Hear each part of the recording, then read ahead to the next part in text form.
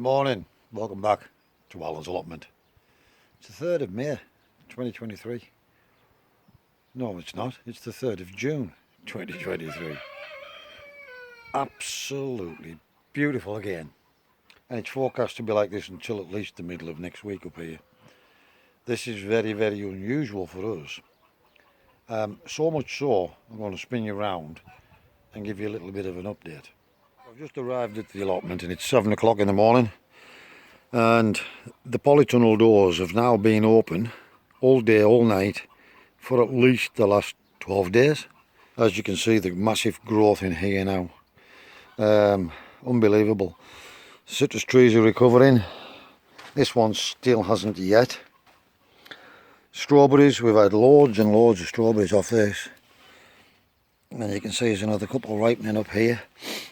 The one you seen in the last video that was lying dead when I was showing you about the finger test has also recovered. I just left it. It's never had water since and it's now recovered. Our lettuce is got a little bit of tiny damage, but you can see there's a nice little heart in these icebergs. One of those will be going down with us today, and there's two more under there. Yeah, blueberries. For the first time ever, I've got some blueberries on here. Again, I'm going to have to think about meshing these doors so we can keep them closed, because the birds will just come in and take these off. Potatoes all looking fantastic, never watered since I put that grass on. Grapes coming along really nice. Starting to fill out now, look. It's not, probably not. Yeah. The grapes are really starting to fill out now. These are our little peppers that we saved from the wet compost. Remember, we transplanted them into dry compost. And look how they've come on now. Coming out the bottom, time to go in the bed. Look at these lettuces now already. One of the peas. The other peas are getting started now and climbing up the frame. And another bean there. And a few more onions here. Oh, sorry, no, these are leeks. These are the leeks I planted last week. I didn't show you this on the video, but I showed you them in the boot of the car. And I basically filled the space up between the lettuces and the peas and put some leeks in here. I've also put a load over in the new polytunnel. So our pak choy is also ready now, and I've been harvesting this pak choy. I said we weren't going to let it get much bigger than this, and I'll get some more sown ready for when this is finished. It's looking pretty much unscared. There's a little bit of bug damage on the back one, but we've already had two of these. The lettuces are really going for it now. These potatoes are starting to flower. Now, I've heard people say about taking the tops and the flowers off. I'm not so sure whether that helps or not. I don't normally take them off, I just let them flower, and that's usually an indication that the potatoes are somewhere near ready. Conversely, planted exactly the same time. Look at this. It's same variety as well, kestrel. Obviously these beds aren't as nutritious as we thought they were, even though they had fish blood and bone and a top dressing of my own compost. But I actually think that these beds, this ground gets really, really sodden in winter, and I mean sodden. That's why things are slow to grow in these beds as well. And that is another major, and these have been in since February. Look at how slow these are. These are the red onions, the Japanese bulbs, and these are going to have to come out as well. As you can see, they're just starting to throw scapes now. Planting onions from bulbs, unless you take them pretty small, you know, or get them just as a scape, then you use them right away. To me, there's no benefit, and I'm going to be only growing from seed. Well, I do anyways, but sometimes I put these into just trying, well, I'm getting a crop now, I suppose, so it is still a benefit. And this is what allotments are all about. producing yourself fresh produce, and it tastes way better than anything you can buy. It really does. So irrespective of them being little bulbs when I planted them and them starting to bolt now, it's only just the start of June, and I've been eating onions for quite some time now, as you know, and I'm getting some nice little harvests while I wait for this year's onions.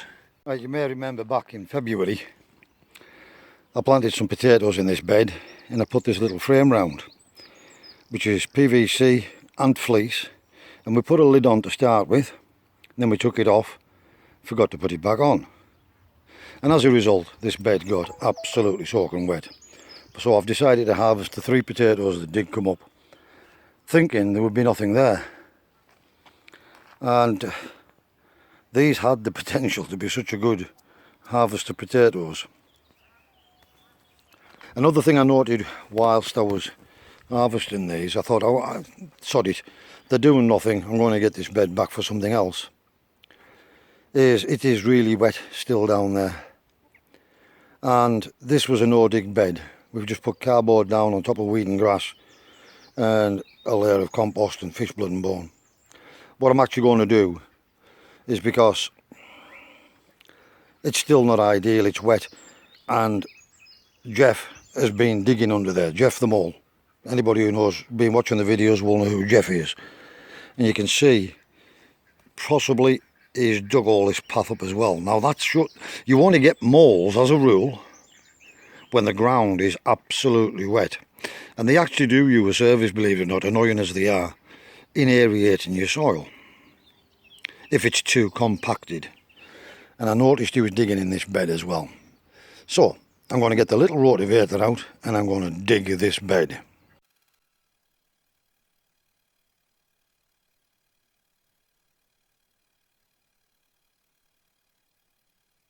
So I decided to get it done after all. Don't put off till tomorrow what you can do today. So as you can see, we've gone down a wear all depth, and we've done that across all of the bed. Yes, we've now got overspill. There is no other way of doing it, but I'll just scrape that back up and put it back in the bed. And there we have it, all done. I'm contented now. Excuse me. Now I want to see the difference between the next crops and what these two potato beds are doing here.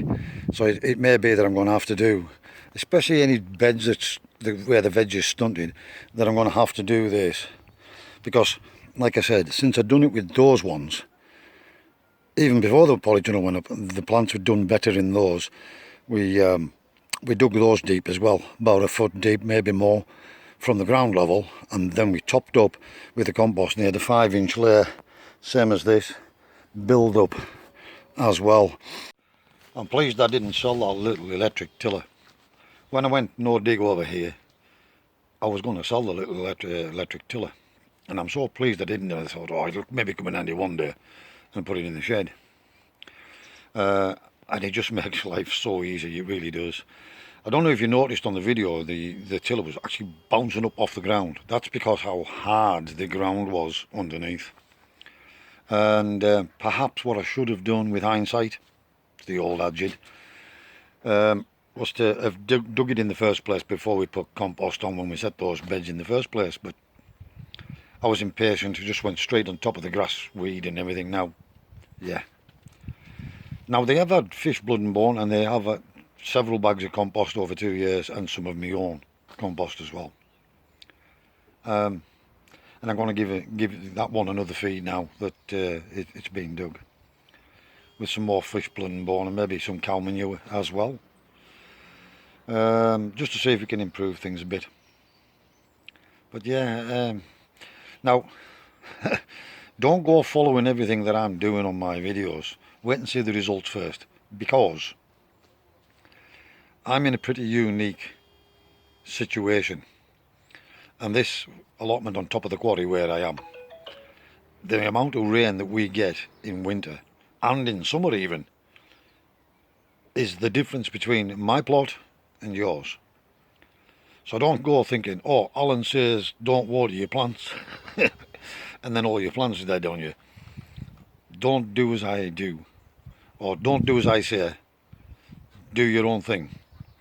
But I'm just letting you see some observations that I've noticed in my growing space, so bear that in mind. Right, no time like the present. So I brought some cow manure over here, which I'm going to give this a dressing of cow manure as well. About half of it is what I've got left, just over the top.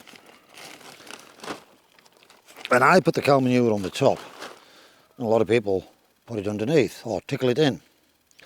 I don't. I put it on the top when I do use it, and when I water, or when nature waters, it washes the nutrients down right through the bed instead of it being down below. And as it keeps getting wetted out, it will wash the nutrients down through the bed. That's my belief anyway.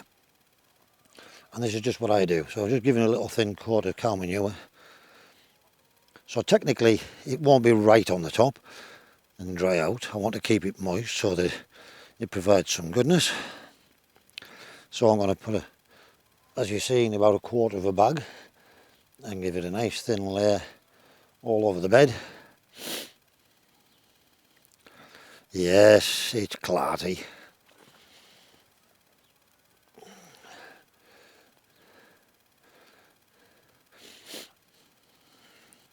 And now I'm going to throw a bag or a bag and a half of compost on here, new compost, and then I'm going to sow direct seeds in here. And I'm going to put peas up here, across there, and down there, so that when they grow up, it will shade this bed. Right, there we have it. So I've got the peas in up this side, like I said, and across this front edge, and down there as well. Now you probably can't make this out, but I have put some holes. 1, 2, 3, 4, 5. 3 rows of 5, 4 rows of 5 is 20. And I've put 3 to 4 seeds in each of these indentations. So I've got 3 rows of the Marion. I meant to do 2 and 2, but I had already done 3 rows before I remembered I wanted to try both of these, because I haven't tried either. So we've got Marion 3 rows, and this row of Swede is Growy. And as I said, there's 3 to 4 seeds in each of those indentations. And then last but not least, in this channel down here, we've sowed quite a number of golden acre cabbage to bring it on as a nursery bed, instead of doing seed trays and clarting on with watering. And whatever, as they get up about that size, we'll prick them out, pot them on, or transplant them to where they're going to go. And finally, they're very firmed in and a very light watering. And that's it. We'll just leave them to get on with it now. Last job for the day. I've reassembled this framing like this, just to give shade from the beaten sun on this bed until they get established, or hopefully germinate. So just to try and hold a little moisture in there, because the long dry spells we're getting now, there is a good possibility they would dry out and not germinate at all, because they're only just under the surface. So I've done this just to try and keep it moist until they at least get germinated. Right, that's it. That's another day in. It's been a long day, but I've got a lot done. Tomorrow I shouldn't have anything at all to do unless I fancy doing something, just to come and have a quick checker on things.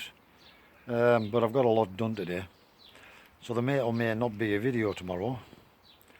I might just come up, have a quick look, and go down home and have a day off, because I've got quite a lot done today. As always, wherever you are in the world, please stay safe, be practical, and keep yourselves out of harm's way. Thanks for all your likes, comments, dislikes, subscriptions, suggestions, donations. It's all very much appreciated, and thanks for following along. If it's your first time here, think about hitting the subscribe button. It's totally free and it doesn't cost anything. Stay safe, thanks for watching, and I'll see you again in the next video.